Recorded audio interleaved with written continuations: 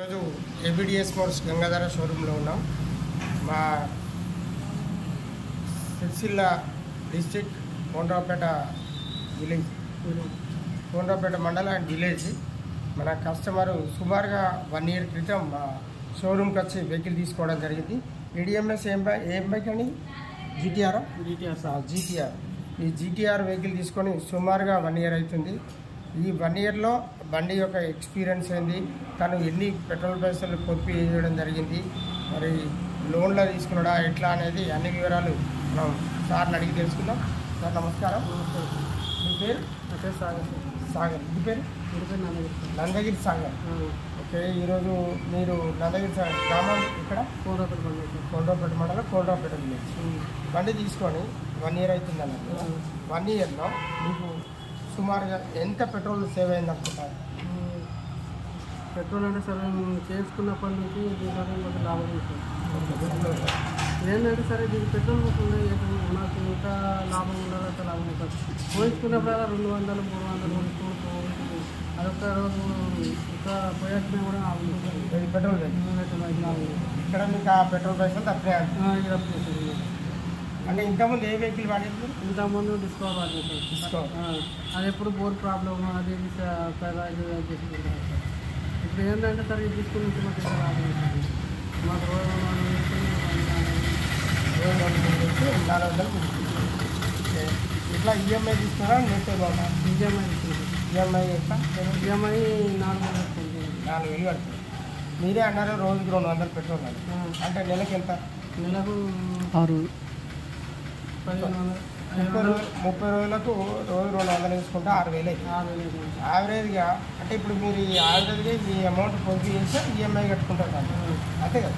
So ఇక్కడ మీరు మీ experience కస్టమర్లకు ఇచ్చే సందేశం మీరు ఏమంటారు? మీ ఎక్స్పీరియన్స్ కస్టమర్లకు చెప్పండి. అంటే బండి కొనుక్కోవచ్చు, మంచిది సార్. ఈ బండి ఉండాల్సింది.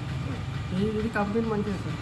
ఎందుకంటే ఈ కంపెనీ ఇట్లా కంపెనీ వేరే కంపెనీ తీసుకున్నాను ఎంతవరకు కంపెనీ దీంతో వాళ్ళు ప్రాబ్లం అవుతుంది. ఏడిఎంఎస్ కంపెనీ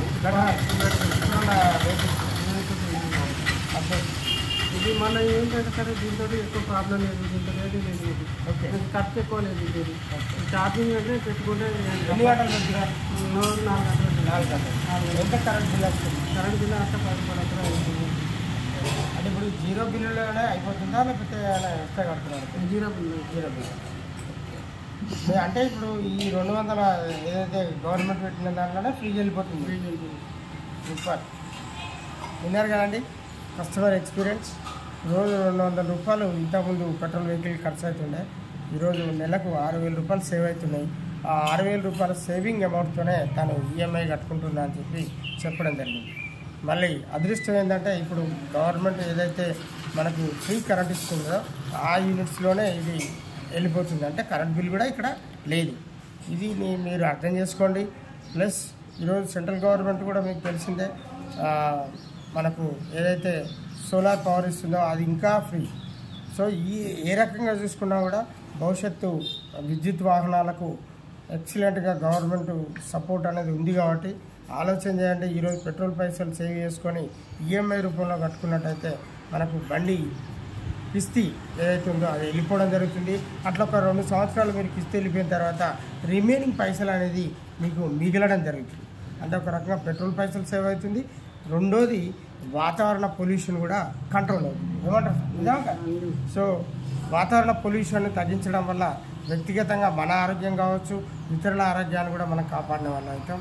ఇది ఆలోచించండి. మీకు మంచిగా అనిపిస్తే మా షోరూమ్కి రండి, డీటెయిల్స్ తీసుకోండి, వెహికల్స్ తీసుకోవడానికి ప్రయత్నం చేయండి. అదేవిధంగా ఇలాంటి వాళ్ళ ఎక్స్పీరియన్స్ వీడియోలు ఇంకా ఎక్కువ మంది కస్టమర్లు వినడానికి ఏబిడిఎస్ మోటార్స్ గంగాధర అనే ఛానల్ను సబ్స్క్రైబ్ చేసుకొని ఇంకా వినండి. విన్న తర్వాత నచ్చిన తర్వాతనే రండి. Thank you very much. Survey జనా సుఖినో భవంతు. జై ఏడిఎంఎస్.